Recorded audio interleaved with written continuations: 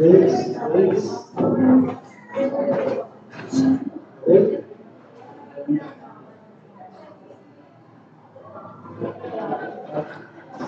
Grace, grace.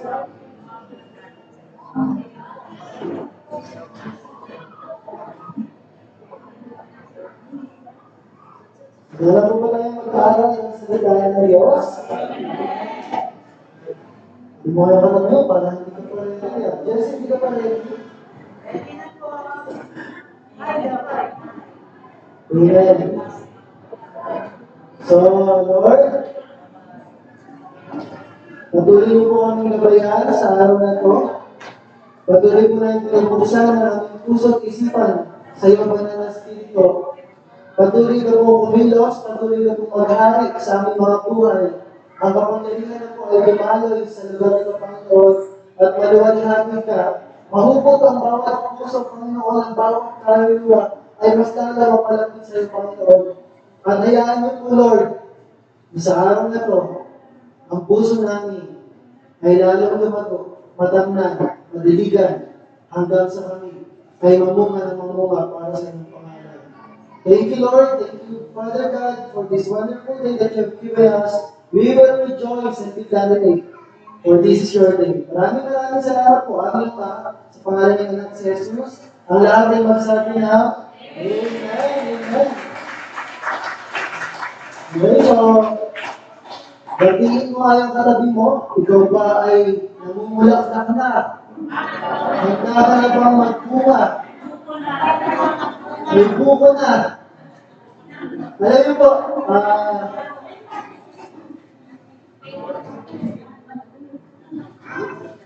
sa ating pong pag-aaral,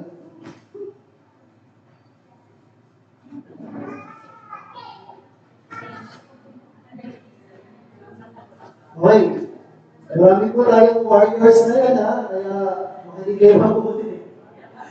Normal lang yan, mag-ingay sila, ganun talaga ang bata. Pero, pag matanda na ang nag-iingay, ibang usapan na yan. Mas, pwede hindi iiyak dito. Ibang usapan na yan. Kaya,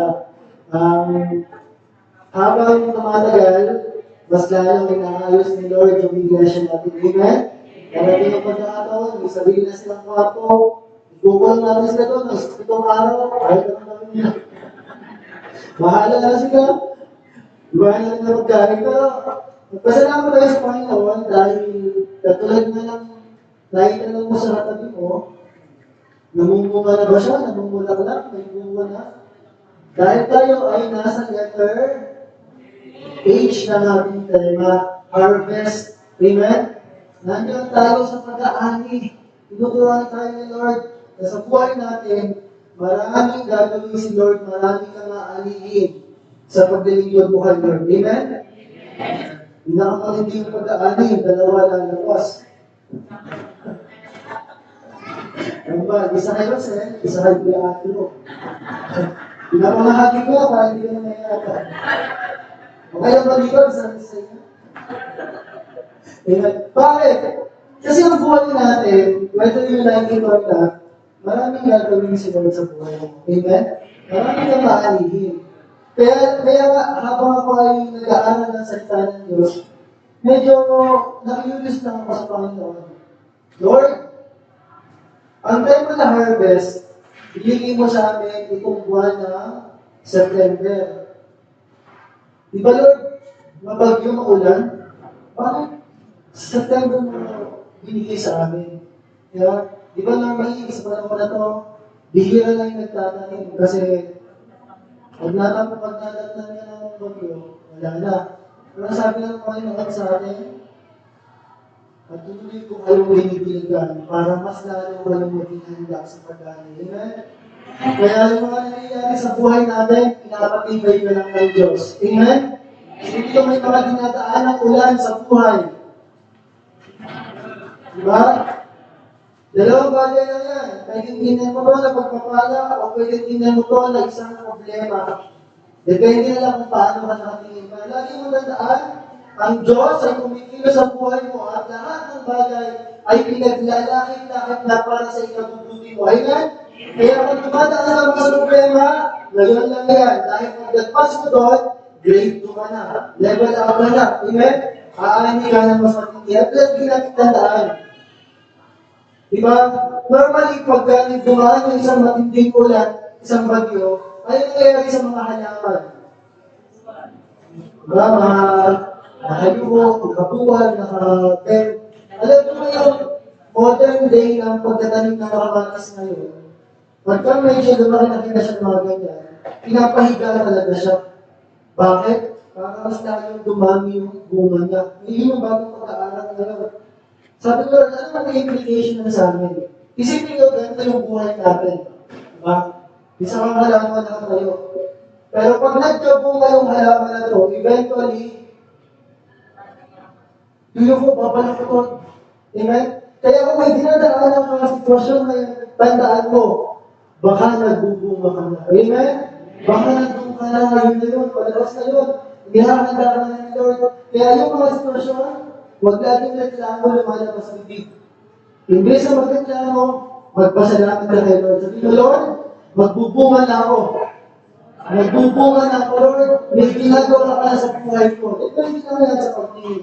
Kaya tayo ay nasa panahon na harvest. Marami kang aalihin kapatid.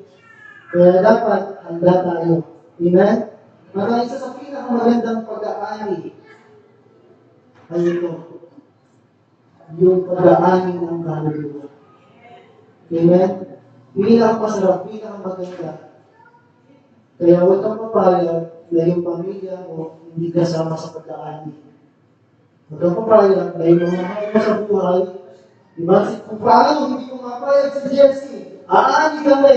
Diba? Yung papa niya, tutugtog kay Lord na. Pag nagkaroon ng oras. Pag nagkaroon ng schedule. Diba? Aani, bakit? Nagiging worship leader na. May boses pa lang eh. Kayo nagmanakit kayo na kayo. Kaya terus Amen? So, ang pinakamasarap na pag-aani ay yung pag-aani ng kaluluwa. Bakit? At the end of the day, kapiling mo si Lord. Pag sinabing hinani yung kaluluwa mo ni Lord, kapiling mo si Lord. Ibig sabihin, meron kang destinasyon. Pero kapag ka, iba yung umani sa'yo, iba yung pupuntahan mo. Saan yung gusto? Sa piling ni Lord? O layo sa piling ni Lord? Ayun sa dalawa na. Siyempre sa piling ni Lord. At ito, ang mensahe sa atin ng Diyos na yung part na ito. Ito ang salita ng Diyos na pinigin niya sa atin. In Luke 10:3. Para sa atin mo lang sabi niya dyan, sa New International Version, go! I am sending you out like lambs among wolves. Sa Tagalog, ang sabi sa magandang balita, Biblia, ito yung inutusan niya ng Panginoon yung mga disipulo. Sabi niya, humayo kayo. Isinusubo kayo parang mga tupa sa gitna ng mga asong gubat. Ito ang buhay natin. Ito yung buhay ng taong sumusunod kay Lord. Humayo kayo. Isinusubo tayo parang mga tupa sa gitna ng mga mabangis na asong gubat. Nung binabasa ko to, nagpaparamdam na si Lord. Katulad na nabanggit ni Alay, ang buhay ng isang anak ng Diyos, hindi laging smooth sailing. Imagine mo kung ikaw ay isang tupa, tapos dadalhin ka sa gitna ng mga asong lobo, anong nararamdaman mo? Diba? Hindi madali, hindi simple. Pero Lord, bakit naman gano'n? Bakit naman sa gitna pa ng mga asong gubat? Diba? Ang tupa ba may kakayahan lumaban? Hindi. Ang tupa wala sa kakainin kundi mo. Kaya isang anak ng Diyos, hindi mo nakikita makikipag-away sa FB. Kasi parang lupa, parang kasi lupo, di ba? Ang wolves, ang asong gubat, sinisimbolan niya yung kasamaan ng mundo. Yung karamihan, kabaluktutan, Di ba? Yung mga ginagawang mali ng mundo, pagka ikaw ay hindi handa, kakainin ka niya ng buhay, sisirain ka niyan, papatayin ka niyan, lalatayin ka niyan. Pero ano gagawin ng tupa? Ang tupa ba napaglaban sa asong gubat? O ang ginagawa na, mag-alay muna tayo, sakripisyo muna na si Kuya Gandhi, siya kung mag-alay na yan, para makaligtas ang lahat. So ano ang inaasahan natin? Katulad dito, makikita natin, kung bawat isang tao ay laban. Amen? May laban tayong hinaharap araw-araw. Katulad mo, humaharap tayo ng iba't ibang sitwasyon sa buhay. Pero anong gagawin ito? Bakit tupa? Kasi ang tupa ay isang hayop na maamo. Dito ay kinumpara ang ating Panginoong Jesus, isang kordero. At ang tupa mas manuring. At ang tupa sumusunod sa pastol. Sabi ko, Lord, anong ginagawa mo sa mga Kristyano? Ano ba ito? Mga galit sa pera, galit sa kapangyarihan. Ito mga Kristyano, latain nyo. Yes na ba sila? Ganun ba, Lord? Kasi ano kami tupa ako. Tapos sila mga wolves. Mga simbolo ng kasamaan. O meron ganito mga wolves na papanggap na tupa. Mamaya, alamin natin yan. Okay? So, Lord, bakit gano'n? Bakit tupa? Tapos may mga wolves. Di ba delikado kami? Wala kang makikita ng tupa, nakipag-away, nakipaglaban sa sarili niya. Paano sabi ni Lord? Ganito ang buhay ng isang Kristyano. Ang isang tupa, sumusunod sa kanyang pastol. Ang isang tupa, nakadikit lagi sa pastol. Ibig sabihin, ang isang anak ng Diyos, kahit saan ka makapunta, basta sinusundan mo si Lord, basta nakadikit ka kay Lord, hindi ka niya pagkakayaan. Amen? Hindi ka niya hahayaan. Gagabayan ka ng Lord. Kaya ang isang anak ng Diyos, ang design niya sa atin ay sumunod kay Lord, dumikit kay Lord, tapos si Lord na bahala sa atin. Amen? Gawin mo yung pinapagawa sa'yo, si Lord na bahala sa mga problema mo. Si Lord na bahala sa pamilya mo. Si Lord na bahala doon sa mga nangyayari mo sa kanya. Basta, sanay kang sumunod. Amen? Kaya anong mangyayari kapag ang isang tupa ay lumayo sa kanyang pastol? Papahamak. Diba? Magiging merienda ka na lang. Magiging hapunan. Ganyan ang ginagawa ng tao ay sa ilang mga tao. Diba? Akala nila okay lang lumayo kay Lord, pero hindi nila alam. Ang paglayo kay Lord ay pupunta sa kapahamakan. Amen? Kaya dapat natin laging tandaan, kung meron mga lobo, kung meron tayong laban, ang title ng pag-aaralan natin ngayong umaga ay Guard the Harvest Against the Enemies. Amen? Bantayan natin yung ating aanihin laban sa mga kaaway. Di ba nung last time, pinag-aralan natin, 5 do's. Ano ba yung mga trabaho natin? Ano ba yung dapat natin gawin? Hindi natapos yung pagtatrabaho natin, hindi natapos sa pagbibilig, hindi natapos sa pagbukal, hindi natapos sa pagtatanim. Meron pa tayong kailangan gawin. Guard the harvest against the enemies. Kaya bantayan natin ang ating aalihin laban sa mga kaaway. Amen? Katulad ng pinanggit sa Matthew 10:16. Katulad ng Luke 10:3, nagsabi yung Panginoong Jesus doon, ang sabi doon, isinusubo kayo tulad ng mga tupa sa gitna ng mga asong lobo. Maging matalino kayo gaya ng ahas at maging maamo kayo gaya ng isang kalapati.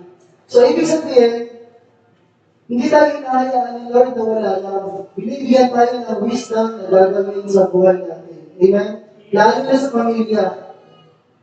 Mga magulang. Mga bagong magulang, mga nagsisimulang magpalaki.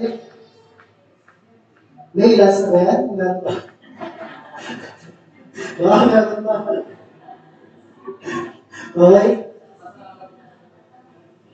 Hindi ganun kadali ang dinadaanan ng mga kabataan ngayon. Kung dati, sobrang bihira yung nakakapag-drugs. Ngayon, nababataan ko sa nagkakaroon ng mga nagkakaroon na. At hindi nakapansin. Pero yung mga kaibigan, alam mo yung ginagawa. Kaya kailangan maging mapagbantay tayo sa pamilya natin. Maging mapagbantay tayo sa pananampalataya natin. Dahil mayroong mga kaaway, kailangan nasisirain yung ating aanihin. Para lang po itong sino mahilig sa boxing? Sige na. Sa boxing, hindi ka lang suntok ng suntok. Kami nakita ko kayo, boxing na, suntok lang ng suntok. May panahon na kailangan din niya, ano to? O pwede na, nagyayakap. Ayun, baka manan. Kaya masalitin tayo ng sa, amen?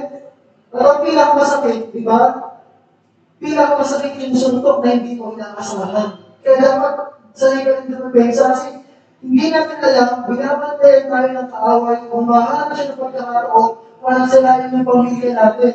Para salain yung kaya ng palataya mo, para salain yung mga inilalapit mo kay Lord. Kaya kailangan sanay ka rin maging papagbantay. Amen? Depensa. Amen? At yung masakit, yung asap-asa ka na mananalo ka, dahil na wala kang depensa, isang uppercut lang sa'yo, tulog. Sayang. Nanalo ka, natalo pa.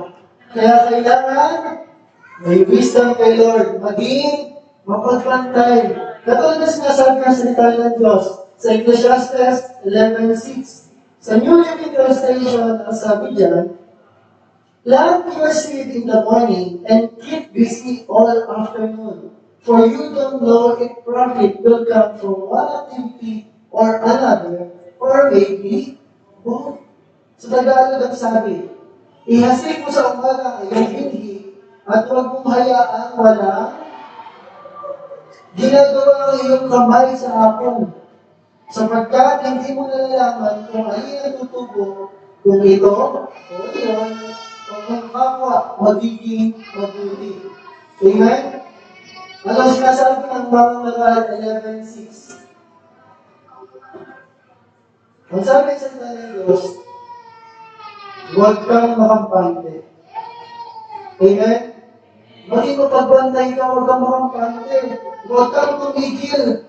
Halimbawa, hindi ko may pinapalangin na mahal sa buhay na makakilala kay Lord o bumalik kay Lord. Huwag kang tumigil. Huwag kang hihinto. Kaya mo, ganda-ganda na sa ngayon. Siyempre, kasama niya. Kaya pala nalilate. Nagme-make up pa ng matagal niya. Pagkasama si Lito, nagpapaalam na ayos. Diba? Honestly, di ba? Mas masarap pag ang pamilya mo kumpleto sa church. Amen? Kaya huwag kang titigil. Huwag kang makampante. Yung petis-petis lang, huwag ganun. Sabi ko, gawa, tuloy-tuloy. At huwag titigil. So, pag-aaralan natin, limang kaaway na dapat natin iwasan. Na dapat alam natin. Diba? Parang buksinero. Mag-aaralan mo yung gano'n ng kalaban para hindi ka basta-basta masuko. Una,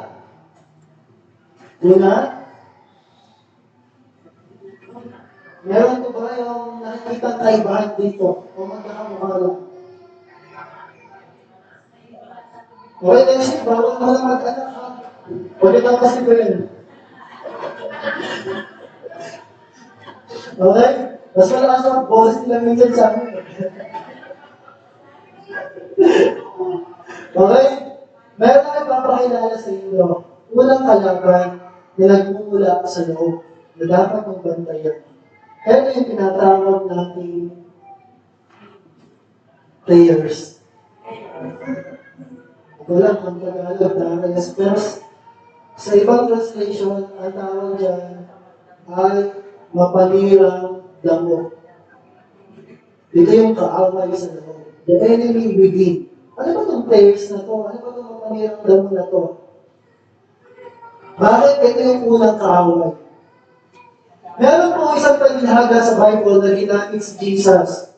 Kung sa atin, palay ang mahalaga, sa lugar nila ang mahalaga ay trigo o wheat. Kaya yung basic commodity nila, ay yung basic na pagkain nila ay hindi kanin.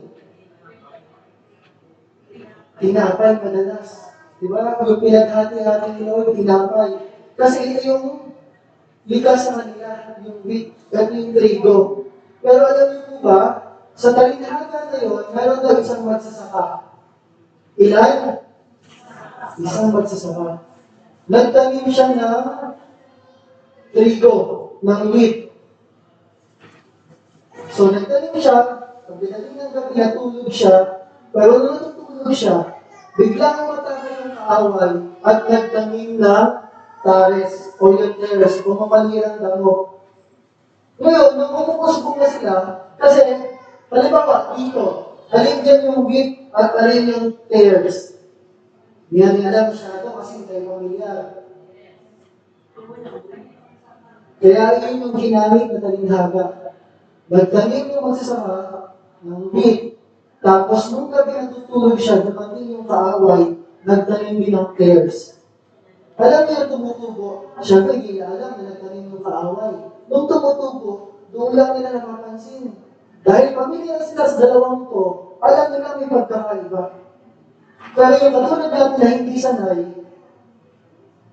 magkamukha lang. At yung isa, kaya pala nila inaalis, may lasong pala yun. Diba tayo mapunta tayo ng Israel? May meat doon, trigo. Gawa tayong kinapay. Maya-maya, bumubula yung bibig mo. Ito pala hinakuha mo. Kaya, mahalagang malaman kung alin yung meat at alin yung tears. So, nagtanim yung kaaway ng tears, nagtanim ng mga mapanirang damo, napansin ka rin yung malaki, parang may kakaiba. Sabi lang may mali, may maling damo, may maling halaman. Ang sabi ng mga trabahan nila, Master, hugutin na po natin habang maaga pa para maialis natin yung mga layers. Pero ang sabi ng Master, huwag muna, hindi pwede. Bakit? Kasi pag hinugot mo yung isa, pwedeng madamay yung trigo. Kaya ang sabi ng sa Bible, hayaan mo kami at pagdating ng anihan, sabay natin putulin at yung wheat itatabi, samantalang itong mga tears, magsasama-samahin, itatali at susunodin. Samantalang ang wheat, nandun, nakatabi sa kamali. So, ano yung implication nito? Kaya ginamit ito, halimbawa, ano yung kulang niya? Nasaan yung wheat? Nasa kanan, nasa kaliwa. Okay? So, parehas na namumunga. May mga ibang pag-aaral sabi yung tears hindi namumunga. Pero parehas na namumunga kasi nga magkamukha sila. Pero ang wheat dyan, ayun nandito. Hindi yung trigo. Ano yung punto? Ano yung kalaban dito? Ano yung simbolismo ng tears sa buhay natin bilang mga mananampalataya? Ang sabi sa 2 Corinthians 11:13-14, sabi dyan, for such people are false apostles, deceitful workers, masquerading as apostles of Christ, and no longer, for Satan himself masquerades as an angel of light. Tagalog ang sabi. Ang mga iyan ay mga huwag na apostol, madadayang manggagawa at nagpapanggap ng mga apostol ni Kristo. Hindi ito katakataka sapagkat sa talasman ay nagkukunwaring anghel ng liwanag. Binabanggit dito sa 2 Korinto, nalilitaw yung mga peke, nalilitaw yung mga hindi totoo, nalilitaw yung mga mandaraya, para hintayin tayong mga tunay na anak ng Diyos. Amen? Kaya dapat alam natin anong simbolo nito. At may dalawang klase lang ng tao sa mundo. Mula doon sa halimbawa ng wheat at ng tares. Ikaw ba ay isang wheat o ikaw ay isang tares? Tandaan natin, yung isa, mapaniligan na damo, mapanirang damo. Kaya maging maingat, kasi hindi lahat ng nasa church ay totoo. Pero dito, lahat totoo. Biglang Amen? Yung hindi mag-amen. Ay, hindi ka mag-amen. Okay? Ano ba ibig sabihin ng mapaninang damo? Ano yung symbol dito sa buhay natin? Dapat natin bantayan. Kasi katulad ngayon, ang dami mo pwedeng mapanood, ang dami mo pwedeng mapahinggan, ang dami mo pwedeng makasama, ang dami mo pwedeng marinig, pero handa ka ba na alamin kung ano yung tama at mali? Anong players o mga palirandan mo? Ito yung mga faith believers, mga huwad, mga pwedeng mga nanampalataya. Diba? Yung kala mo umaaten, pero ang purpose lang pala ay mag-cause ng division. Bakit? Kung makapanood nyo, may mga nagte-testify, mga satanista sila.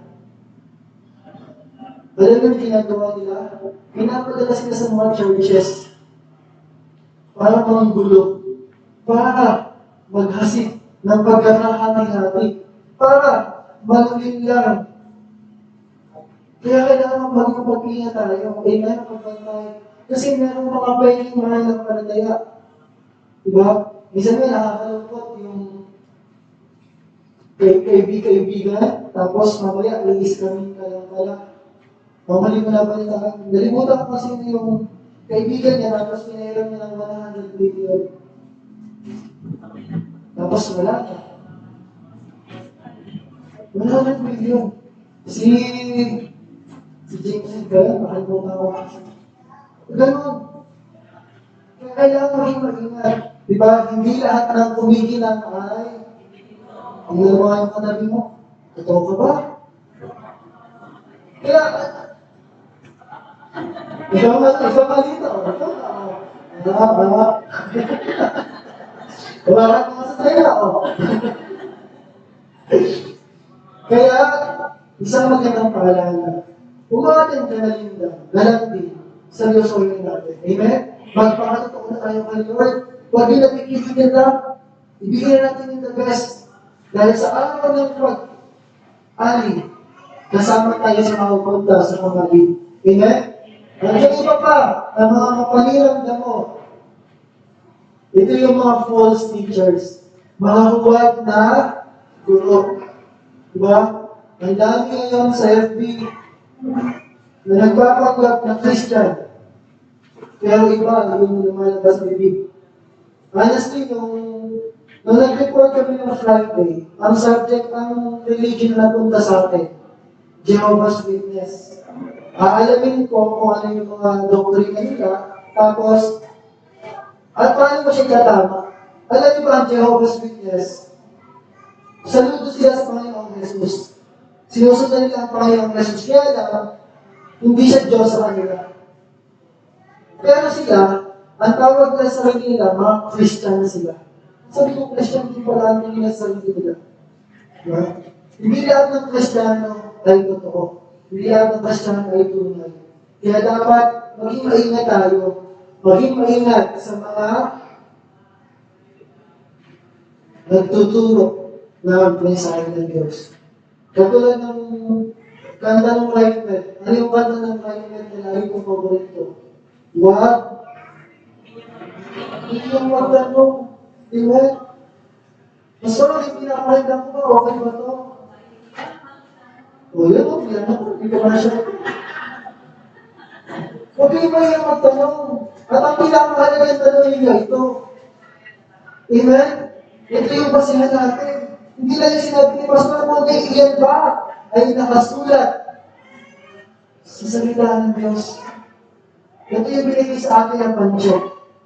Kaya ulit, kung hindi ka nagbabasa nito, paano na ang bukas? Amen? Kailangan maging pamilya tayo dito. Okay, una, mapanliramdam mo, ito yung mga kalaban na magmumula sa loob. Kaya tayo po, siguro, habang mensahe sa atin ng Panginoon, dahil habang nabalaki tayo, eventually talaga, ganun mga papadala ang kaaway na gugulo sa atin. Amen? Hindi na tayo mayroon feeling ganito lang yung bilang eh. Katulad niya, ilan na yung isa, dalawa, tatlo, apat, lima. Next year, baka may next year pa. Ay, napunta yung schedule mo. Pero alam ko namin nila, nakilala na naman niya ako, na pero nagpapaalala na din ako. Sa anak ni May, si Janice lang yata sa sigagab yung hinahanap. Yung iba, yung ginagabayan ko na. Ngayon, yung pinapalik ko sa akin si Toto. Si Toto ang nakawag sa akin. Okay? Pangalawa, ano po ang tawag dito? Anong tawag dito? Pangalawang kaaway na sa pag-harvest. Kita niyo po ba? Oo, diba? Lalo na yung mga nag-aalaman.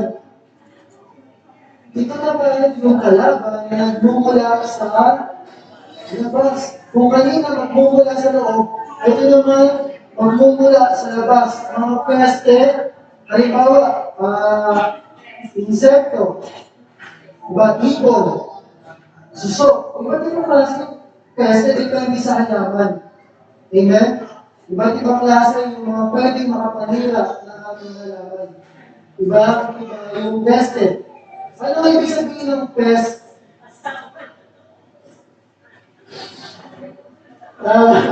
Wala ba na sinabi? Kaya, mamaya babanggitin ko, huwag yung sasabihin sa tawa, uy, pest ka pa. Halika na. Okay.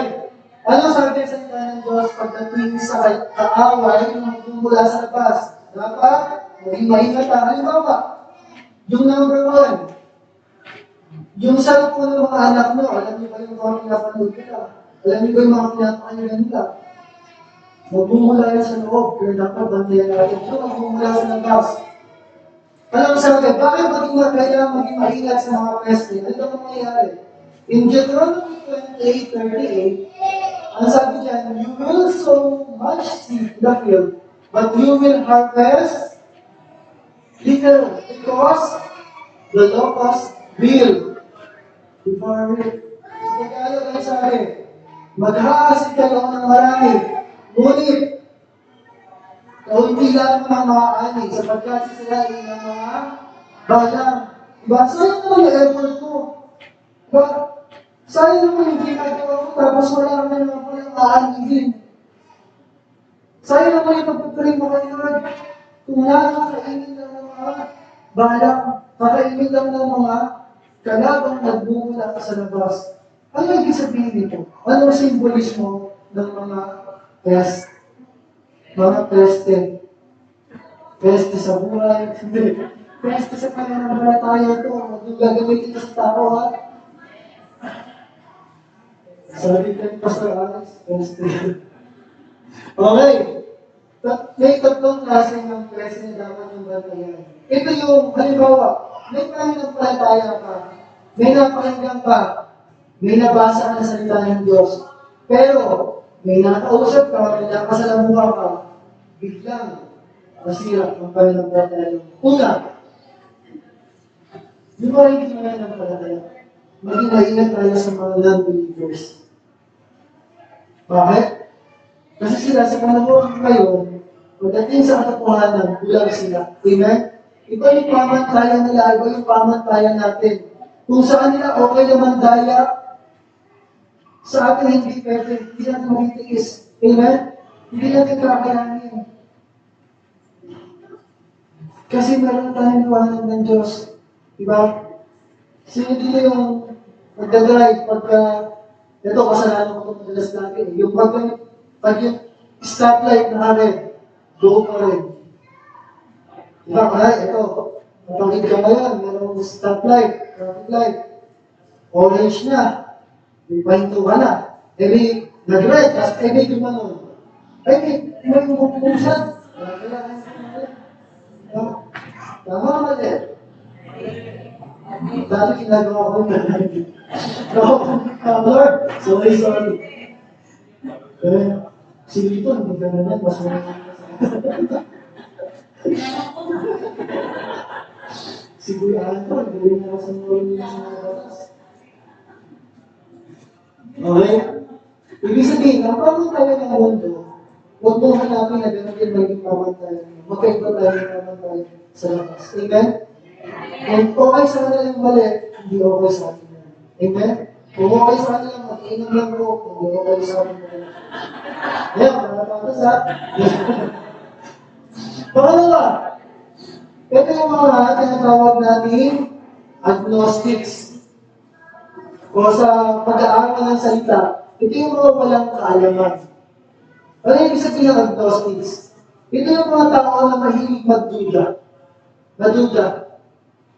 Yung parang maniwala mo sila, kailangan mo namin mga scientific evidence. Diba? Yung isang tao, kanya may Diyos ba? Ang sagot ito, kay easy man tawag doon. O naniniwala sa Diyos. Yung isa naman sa sagot na may Diyos ba? Pag ang sagot na hindi, ang tawag doon, atheism. Hindi naniniwala sa Diyos. Pero pag yung agnostic ang tinanong mo, may Diyos ba? Hindi ko alam. Dahil alam. Patunayan mo muna sa akin para mapatunayan mo na may Diyos. Ito yung mga tao. Halimbawa, nabasa mo sa salita ng Diyos. Hindi na ang problema o sitwasyon ka. Pero nabasa mo sa salita ng Diyos, ang plano ng Diyos sa'yo ay para mabuti, para maganda. Hindi ka ipapahamak, hindi ka pababayaan. Pero nakausap ko isa kay agnostic. Sabi ko, dahil tuwa pa, sinabi mo sa kanya, alam mo ba, hindi nadaan niya kung ngayon. Pero sabi ng Biblia, gagawa ni Lord ang paraan ng buhay mo. Magiging maayos ang buhay mo. Ano sasabihin ng agnostic? Totoo yan. Bakit kung may presyo ng bigas? Hindi naman naging 20. Presyo ng gasolina? Mas pa. Diba? Pahirap ng buhay. Ngayon, pag gagawin yun, nakasal ang buhay mo. Anong sasagot mo? Oo nga, wala na, patay na. Nabalik ko ng agnostic. Sabi ng Diyos, hindi. May plano sinunod sa akin. Kahit iba yung nakikita mo, ang sabi ng salita ng Diyos, mas matibay ito kaya sa nakikita mo. Amen? Kaya kailangan magpasahin mo para alam mo yung plano ng Diyos sa'yo. Amen? At yung mga siyempre, ito yung mga atheists, mga walang Diyos. Sa kwento ng buhay nila, wala talagang Diyos. Ito yung mga tao na bitter ang heart. Mapait yung puso. Sige na nakapanood mo ng God's not God. One.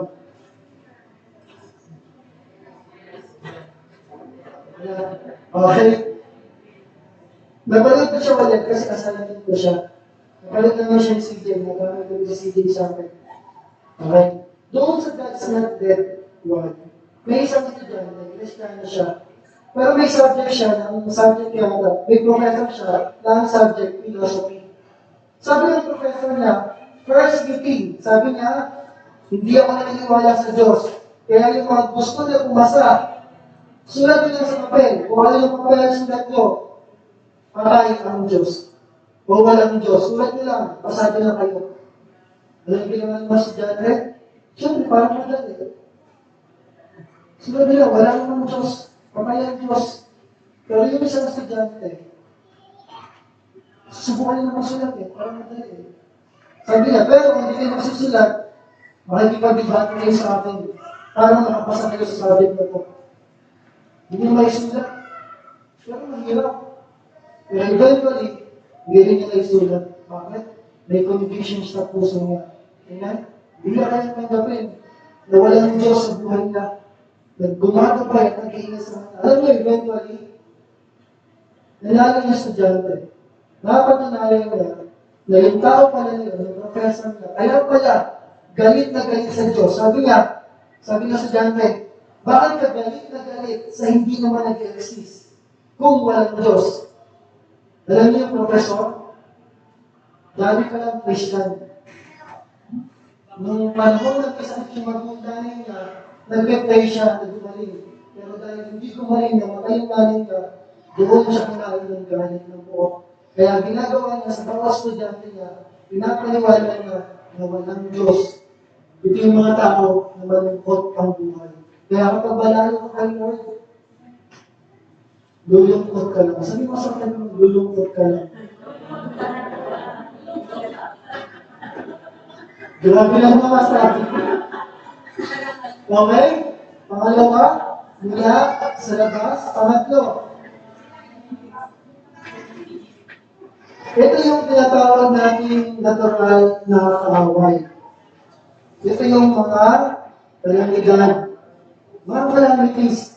Naalala ko, di ko lang maalala kung ano yung bagyong dumaan, pero nung dumaan yung bagyo na yun, dumami yung masayang tao sa Magtuloy.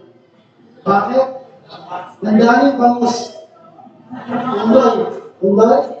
Na lahat yata ng bahay, ang ulam ay bangus. Iba-iba lang ang luto. Tapos yung mga tao pa na ginagawa nag-export. Dahil muna na mabibili, ibibigay nila sa malayo, ibang nila. Diba? Sa pubiso lang. Pero,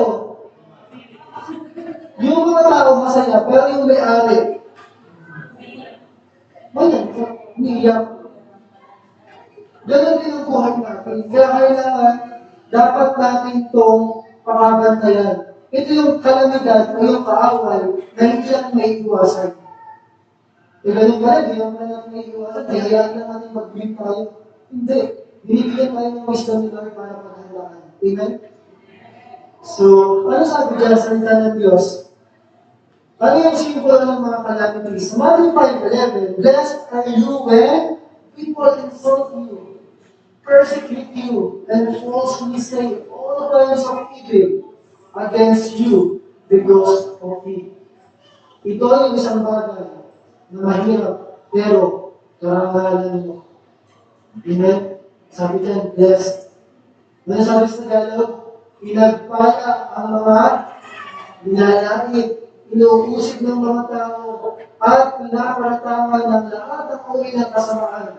Napawa kasi ng kanina naman, ng dahil sa akin. Ito yung isang sitwasyon na dadaan natin lahat. Nasa pagkatid mo kay Lord, eventually, may mga masasabi ang tao sa'yo, may mga uusig sa'yo. Pero dahilan ba yun para tumigil? Dahil ang sabi dyan, ano yung unang salita? Pinagpala. Ito yung senyales na lumayan yung mga bilas ng Kristiyano. Dahil, pinagpala ka ng Diyos. Diba?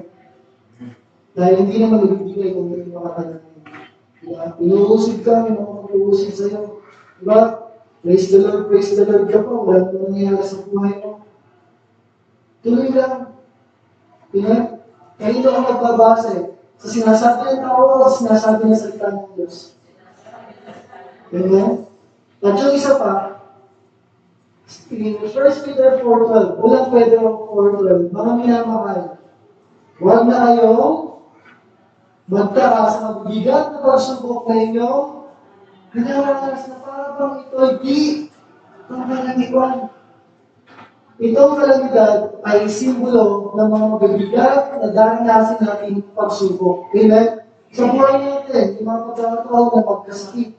Katulad ng namin na nangihingi sa labas. Sabi ko, bumalik ng 10 o'clock para makapakain. Alam ka na, alam mo yung 30 na. Kasi anak niya, nagpapa-therapy. So, nagpapagalan.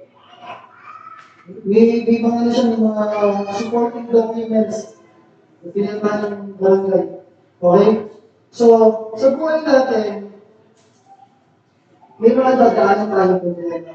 Mga autogenica. Mga ginagawa, biglaan siyang problema, pero in the end, sino nagtagumpay? Si Lord pa rin. Amen? Ang masarap, kahit dumaan tayo sa problema, ang pinakamasarap, kasama natin ang Diyos. Pero ang pinakamalungkot, kapag hindi mo kasama si Lord sa problema. Amen?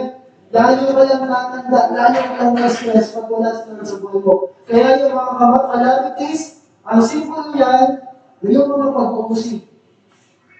Yung mga bibigyan ng pagsubok na darating sa ating buhay. Amen? Kaya kung dumadaan ka dito, dito dahil lang para tumigil. Sabihin mo, lilipas din yung mga. Amen? Lilipas din ang sisigat ng mga. Pangapat, ito, hindi ko alam kung tama yun ang picture o pamilyar ba tayo dito. Pangapat na kaaway ay yung mga nakatagong kaaway. Lilitaw lang to pag hinawit mo yung mga tanim na palay. Ito yung tinatawag natin mga stones and thistles. Ito yung mga bato at dawag. Wala akong makita masyadong picture para sa dawag. Ito yung mga matatalin, matitinig yung gilid. Diba? Yung mga damo na nakakasugat, mahalaman na ligaw na sisirahan, pwedeng makahiya. Hindi ko alam kung magkailan yung makahiya. Pero, ito yung mga kaaway na nakatago sa loob. Ibig sabihin, katulad na isang tao, pagtingin mo siya parang okay lang. Pero pag nagpusan yung puso niya, pag nakilala mo siya, di ka lilitaw, meron palang mga bato-bato at mga dawag sa buhay niya. So ano yung ibig sabihin ng stones and thistles? Basahin ko lang sa Tagalog, sa ikalawang Thessalonica 3:11. Ano sabi po dyan? Sapagkat ating nabalitaan, ito na ang ilan sa inyo ay namumuhay sa laman, hindi malaman, gumagawa sa halip ay mga, diba? Tamad na, hindi na gumagawa. Pero sa English, kasi siya, busybodies ang tawag doon. Ano yung mga busybodies? Napangimasok sa buhay ng may buhay. Mapakialam, marites, diba? Marisol, lahat ng may, isang muna, diba? Ito yung kaaway na nakatago na sa loob. Kaya ang buhay mo, kapag ikaw ay nakampante, at nalagyan ka ng mga bato-bato, mga dawag, darating ka sa puntong ganito. Ano yung simbolo ng stones and thistles? Ito yung mga kasalanan ng katamaran. Yan yung nawawalan tayo ng oras kay Lord, nawawalan tayo ng gana kay Lord, at yung procrastination. Ito yung mga halimbawa lang. Ito yung magpapaliban. Diba? Una, nawawalan tayo ng oras kay Lord, nawawalan tayo ng gana. Tapos, pangatlo, hindi pa siya priority sa buhay mo. Ano sinyalis na ganito ka na? Ito yung mga tao na dahil ko lang ginagawa, ang gagawin na nila.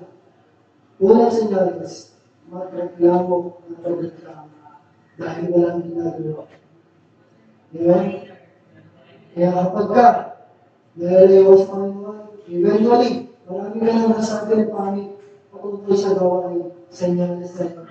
Kaya maging maingat kasi ito yung tinatanim ng kaaway sa ating mga sarili. O doon sa mga tao, hindi nilalapit natin kayo. At panguli, ang pinaka-ultimatum, pinaka-huling kaaway ay yung magnanakaw. Diba? Yung hindi naman siya nagtanim, gustong umani sa madaling paraan. Diba? Isa to sa pinakamahirap talaga. Kasi, nanakawin talaga, uubusin talaga, sisirain talaga yung kanin mo. Ano sabi sa salita ng Diyos? In John 10:10, the thief comes only to steal and kill and destroy. Sa Tagalog, dumarating ang magnanakaw para lang ng magnanakaw, umatay at manira. Diba? Papayag ko ba ninakawin ang kaaway ang iyong kaligayahan? Papayag ko ba sinahin ng kaaway ang iyong kapayapaan? Yung hindi ka makatulog sa gabi? Pero ako hindi ako nakatulog sa gabi, hindi ko alam bakit.